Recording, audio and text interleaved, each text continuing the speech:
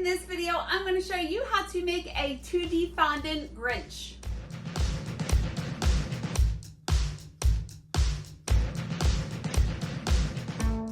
Hi, it's Karolyn. Welcome back to my channel. I'm a professional cake decorator, and on this channel, I share my tips and tricks and ways that I bake and decorate cakes to help you along your journey. So if you'd like to join me, hit the subscribe button and the bell so you can get notified whenever I release a new video. So in this week's video, I am doing one of my highly requested videos, which is how do I make this two-dimensional fondant Grinch that has been, it was a popular cake a couple years ago. So many people asked me how to do the Grinch, and it is simple-ish. So I just wanted to show you the process of how I do that. What you're gonna need is to print out the Grinch face that you want, the size that you want. So what you want to do is measure wherever you're going to put it on the cake, measure that and make sure you have it the correct size. I'm not making a cake this week, I just am making this to show you guys how to do this. So usually the sides of my cakes are about 5 inches tall, so I made this 5 inches tall. So you just want to find whatever image you want to use, save it. I have a PC, I upload it to Microsoft Word. I use the rulers on the side to make sure that it is the correct size, and then print it out. And then I will show you what to do. And before we get started, just want to remind you one more time that I did design my first free guide for you guys. It's a birthday cake design blueprint. It'll help you come up with ideas to design your birthday cakes. I will link that in the description below. So let's get into the video. Okay, to start, I rolled out green, white, red, and black, the 4 colors in here, really thin. Super thin. You can see there's like, I don't even know what to say, 1/20th of an inch. I just rolled it out really thin. This is marshmallow fondant, and what I did is I mixed it with Tylose or CMC powder. It's the same thing. This Tylose powder, when it's in the fondant, it's going to help it hold its shape. So if you don't have Tylose powder in your fondant and you cut it, it could start to drag and could be really difficult. So just for something this size, just take a little sprinkle. A little bit goes a long way.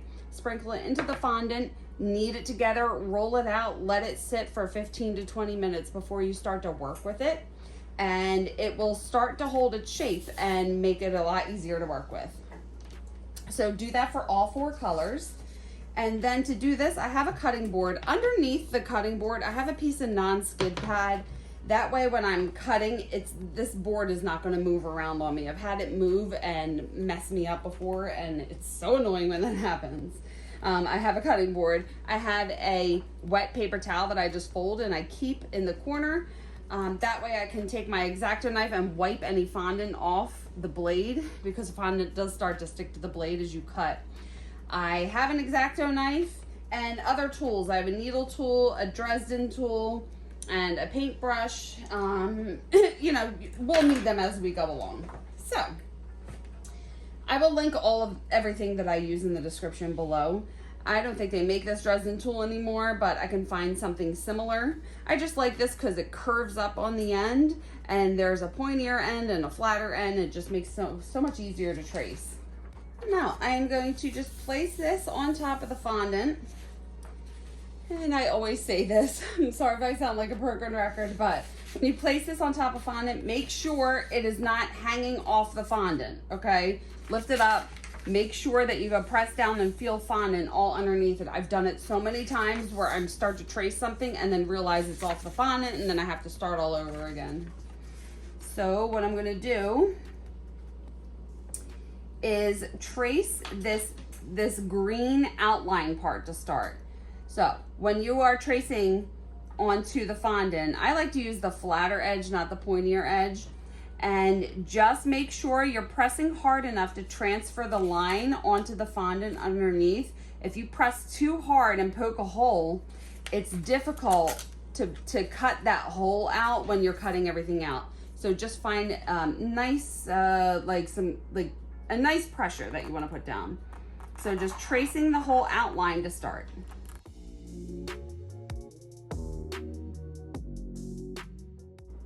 Where it's open right here, I'm just going to continue the line down and then come across. I'm not going to go all the way down here yet. Now that I have that finished, what I want to do is lightly trace over the lines that I'm going to draw on with an edible marker. So I'm going to go, I'll do the easiest part first, the mouth. So just make a round curve for the edges and then just trace this smile. So you want to make sure that you get all the lines, right? And then I'm going to do the nose. Again, pressing not too hard. You can always keep your hand down on here, pull it back to see if the lines are transferring. And they're good. So we know we're doing this right. And then get all the little detail lines. Where the eyes are, this whole part here and over here, I want to cut out of green, so the black is going to show underneath. So what you have to do is trace the inside, because I want the green to remain because I'm tracing on the green. So trace the inside of this black line. I hope this is not confusing.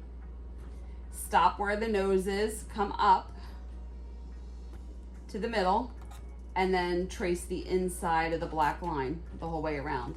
This will make sense as we continue, but we're trying to keep all the green. Same thing on the other side, tracing the inside of the black line that we're going to cut out. All the way down. Stop at the nose and curve up. Okay, and then you can pull this back. All right, and these little holes we're gonna cut out. Now, I like to keep this here for reference so I can keep looking at it. What I wanna do, I always cut out the center pieces before I cut the whole thing out. If I cut this out and then try to cut these little pieces, it's just more difficult. So keeping this here for reference so I can see the shape of the black part in the face, I'm just going to use the lines as a guide, use my X-Acto knife and cut these little shapes out. If you find that your fondant is starting to drag as you cut, you're going to want to add a little more Tylose powder, knead it in, let it sit, and then try it again. This won't work if your fondant is too soft.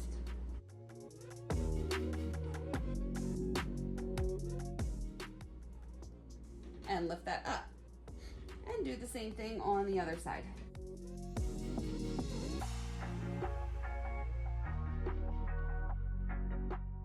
If you could see, there is little jagged edges in here that we have to smooth out. That's why I like to use a needle tool, a paintbrush, a Dresden tool, something that just has flat edges that you can kind of just lift it up and just press the fondant back down on itself and pushing in any little pieces that could be sticking out. So I like this needle tool. It gets into really tiny crevices. You know, just really cleaning up your cuts. That's what's gonna make your pieces look so much better, is if you take the time to smooth out any cuts. It just makes everything look so much prettier. Okay, and now that I have that done, all the lines are drawn on here, I can cut the outside piece out. So just going around the whole edge, keep the picture around for reference, and cut it out. So I want to hold it. If I start to cut here, it's going to pull it down and distort it. So that's why I'm just holding. I'm trying not to block what I'm doing with my fingers, but it's a little necessary so I don't mess the piece up.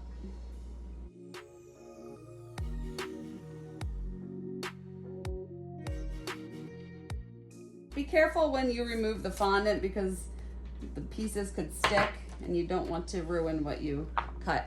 And again, just taking my fingers and smoothing out all the cuts. Good, okay, setting this aside. That was the most difficult part to cut out. And now we will go to the easier part, the white part. So I have my thin white fondant here, and same thing, I'm gonna lay this down on top, make sure that it's completely on the fondant, take my Dresden tool, and I'm just going to trace around the whole outline of both of these white pieces.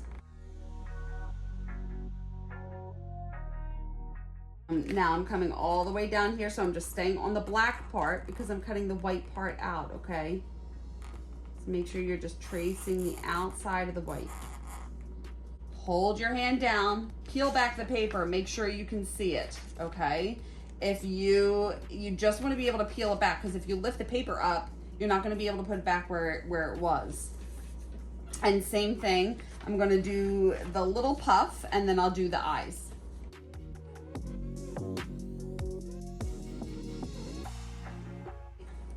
Peel it back, transferred, lift it off.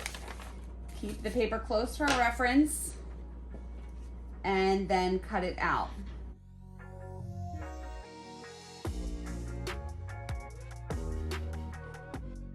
So as you're cutting, you just have to, like little pieces like this, as I come around, I want to start at the inner parts and then meet at the outer part where it curves around right here.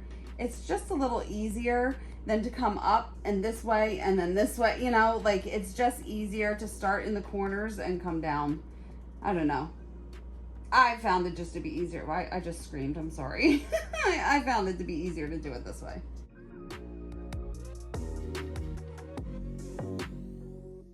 All right, now to get this out, since there are a lot of little cuts here, I'm just going to create a cut to open it up and just gently pull it away. Now I have these other pieces I want to cut out, so just be careful that you're not distorting anything. All right, I'm just going to set this aside for a second. Now I want to remove this little piece in here. So you just have to be careful. And just kind of use your knife, use your tools to get the piece out if it's sticking. And same thing, you can see there's little jagged edges and cuts, so I just want to take my tool and smooth everything out. All right, setting this aside, and now we will cut the other pieces.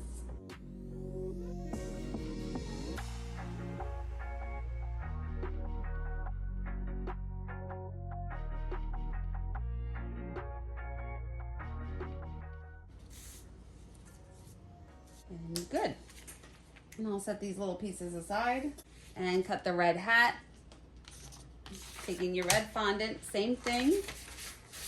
Trace just on the outside of all the red and then cut it out and smooth it.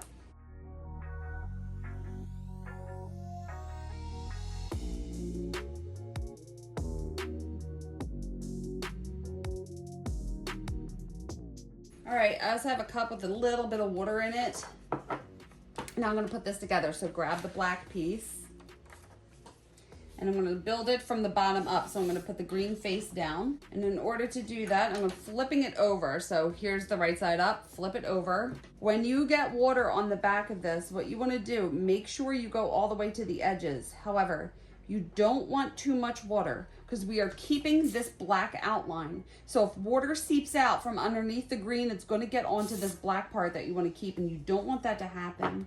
So you just have to find a happy medium, not too dry because it won't stick, but not too wet because the water is going to seep out. So just get a little moist, if you will. Sorry, I said moist. But there we go. Making sure that you have the edges, just so the edges won't lift. And flip it over, put it down.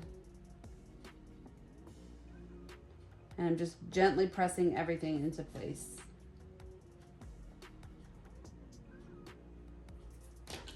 Now this piece is sticking up right here, like I just want to move it down. Like you could just use your tools and move everything to where you want it to be.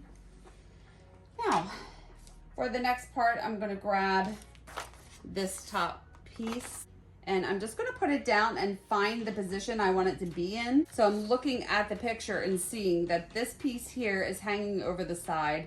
This first hump is above this hump, right? So I'm just kind of looking at the alignment and making sure I have it right. And when I have it in the right spot, I'm just going to get a little bit of water on a paintbrush again. You can use the back of a paintbrush, or you can use a needle tool or some kind of tool to just lift this up, hold it in place, get a little bit of water underneath, and then place it back down. right? So you just want to make sure, I don't want to get my fingers in the way, that you are just getting it wet so it won't move. You can get it into place.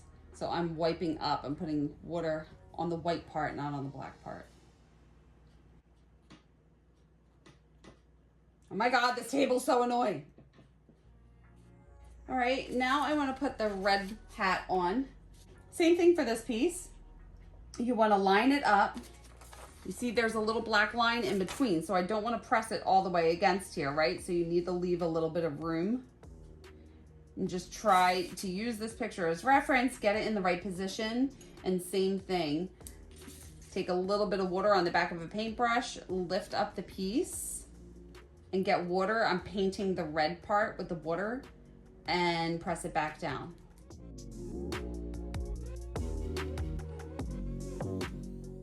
I'm taking the little puff, making sure that I have it in the correct position. Flip it over, paint the back with the water, and using the picture as a guide to show me where to put this. And same thing for the eyes. So these little pieces can get a little difficult to work with.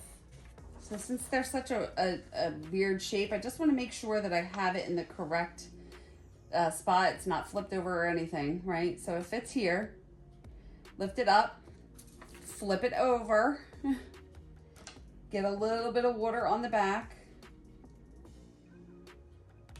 use the picture as a reference, and just make sure that you have the spacing correct, right? So this is up too far, I just want to move it down. And same thing for the other piece, flip it over and get a little water on the back and put it down. Now what I want to do is cut this whole thing out. So you're going to have to get, I'm going to have to get close. So I hope my head doesn't get in the way. But look, there's an even border pretty much around the whole thing. And then this piece in here is cut out. So what I want to do first, I'm going to, again, keep the picture close for reference, and I'm going to cut out that tiny inside piece, just giving an even border the whole way. So I'm doing like a 1/8 of an inch border.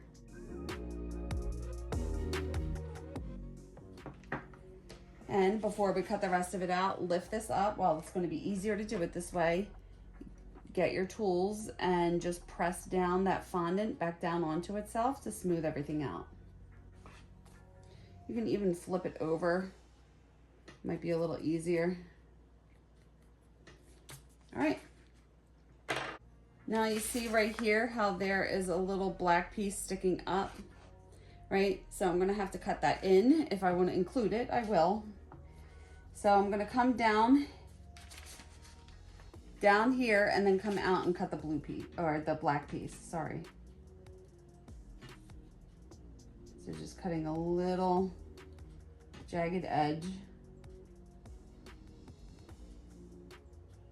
And then continuing the whole way around, trying to get an even border. Now, this might happen to you, so I want to show you. This picture, there's enough space between here and here, but down here, there's not enough space. So I'm just going to have to cut another inside border, because if I continued cutting through here, it wouldn't be an even border the whole way around. Is this making sense? If I cut through here, it's going to cut into the white part or the green part, right?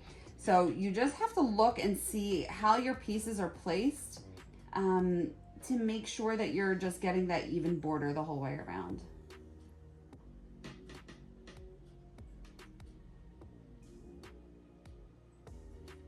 And again, I'm just gonna smooth the cuts here. See what I mean now? Now I can continue over here and cut the rest of this out, keeping that even border the whole way around.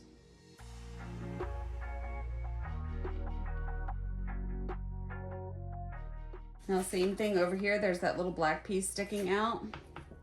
So I want to come part way down here and then cut a little black piece here.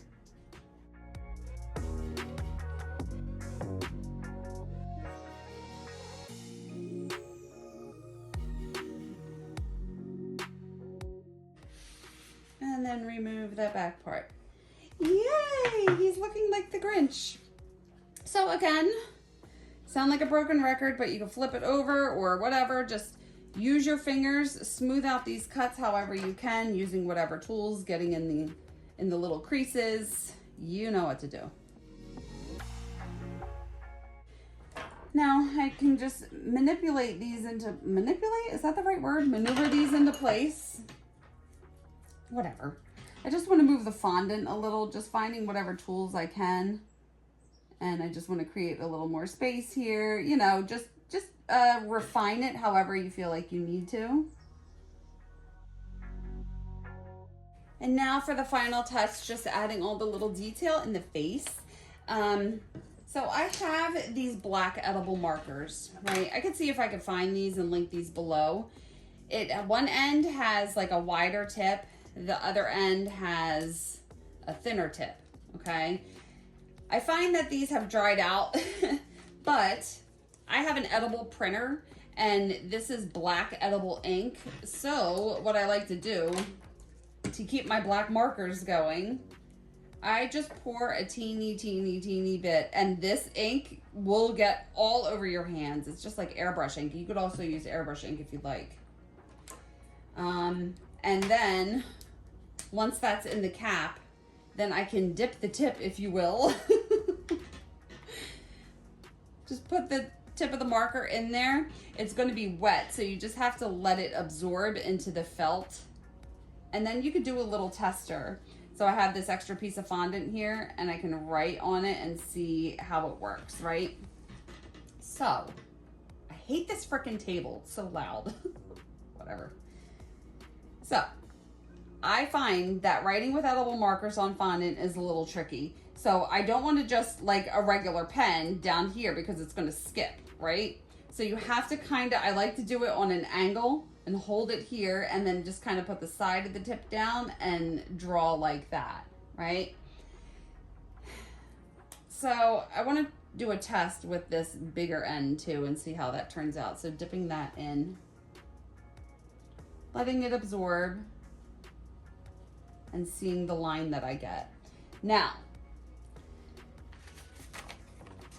this line looks like it would be good to use this thicker tip. However, you gotta be really precise. So I know I'm talking too much about this and I don't want to go on, but you could start with a thinner tip and then go to the thicker tip if you want to widen the line. I'm gonna have to turn this towards me so I can see it and not get my head in the way. Keep the picture for reference. I'm going to start with these little lines up here. And again, I'm kind of holding it on an angle and just using a light touch, so I'm not going to mess up the fondant.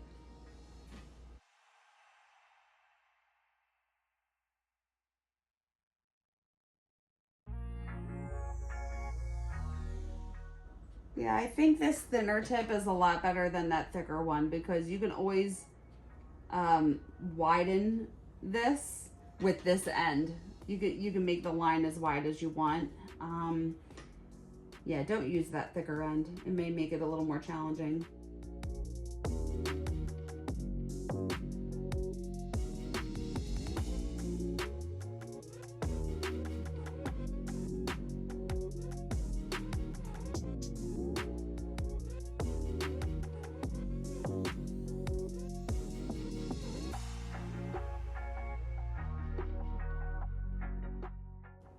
See how this line is thin, but now I'm just holding this down on an angle, not straight up and down.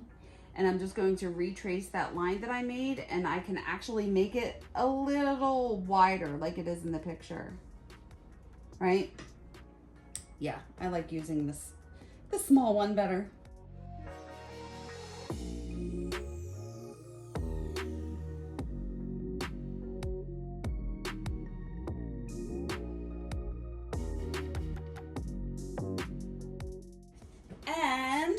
Here is your Grinch.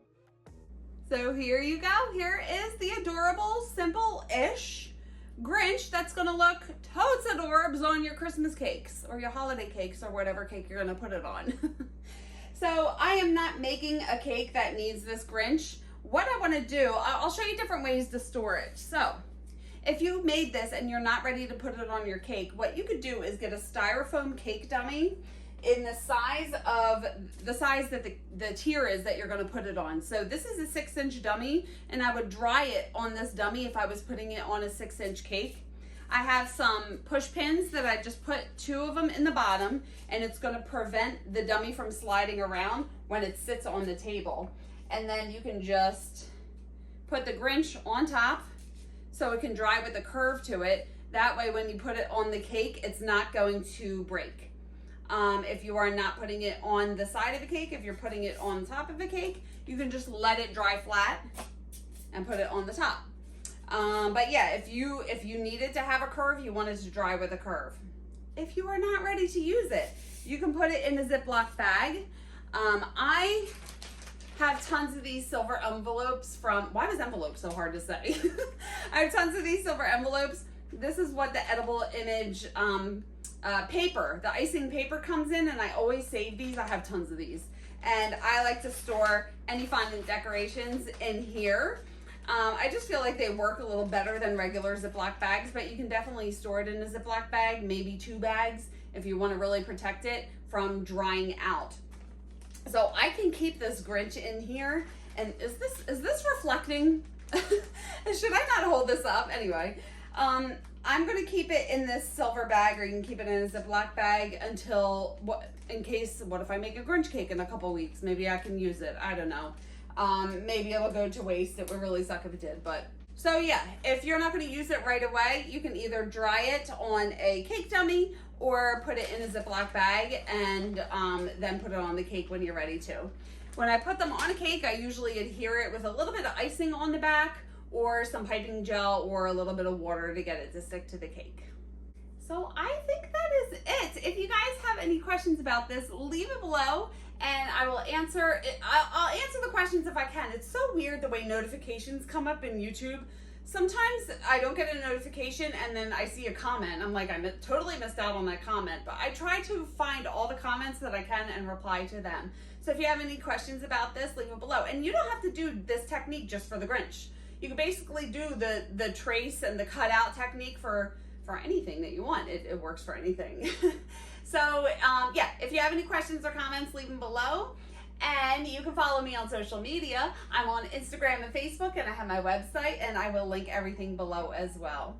And if you want to stick around, you can watch these videos next and hit the subscribe button and the bell if you haven't already.